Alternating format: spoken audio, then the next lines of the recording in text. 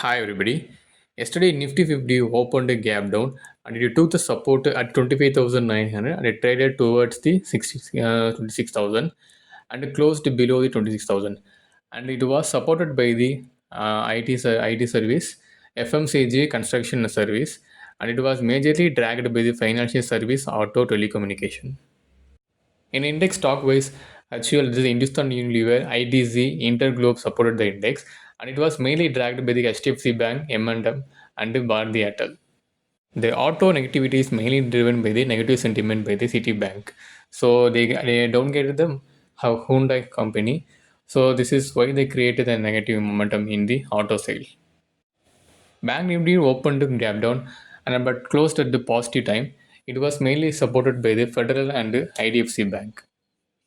So in overall broad market sector wise, Nifty Media is a top gainer, which was 1.79%, and all the sector like other sectors like Nifty FMCG, Nifty PSU Bank, Nifty IT also traded positive, and the main dragger was the in sector wise Nifty Auto, Nifty Pharma, Nifty Finance.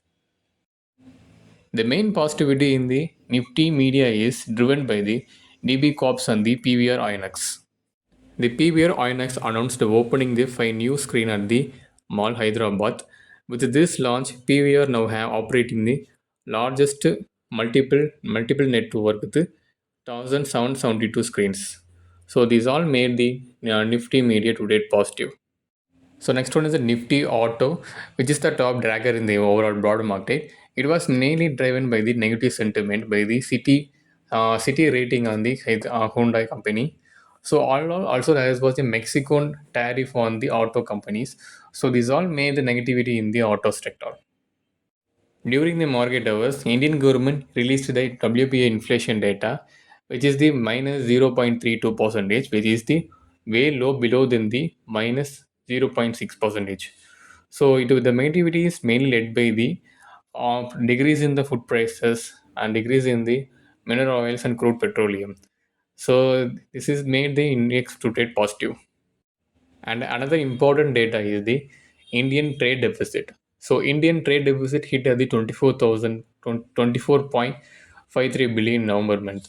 So there was the increase in the export and decrease in the import, but still the trade balance is the minus 24.53 percent, 53 billions. So this is there is a gap in the trade deficit. Now we look at the stock specific newses. So first one is the Sidon's Lifetimes. So the company announced that their US subsidiary, which is the Central Therapeutic, announced that the US FDA has accepted a resubmission of the new drugs application. So in simple terms, the US FDA has accepted new resubmission of the company's drugs. So it is the Cuttex 101. This is a therapy for the certain disease. So if approved, then the Cuttex 101 will be first and only US FDA approved available for the certain diseases. So we can expect the Silence Lifetime to take positive.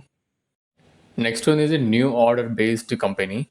So first one is the BL Kashyap and Sons, which received the new order of the 6,115.69 crore work.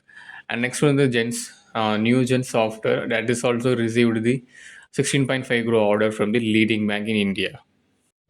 HCL Technology, it expanded its digital transformation partnership with the Arobi Technology to support and manage the famous companies SAP, Simon Team Center PLM, and integrating services in the Sweden and Chinese. So State Bank of India, so it will sign the 150 euro million line of the credit with the German's KfW on the December 6th to support the climate friendly energy project.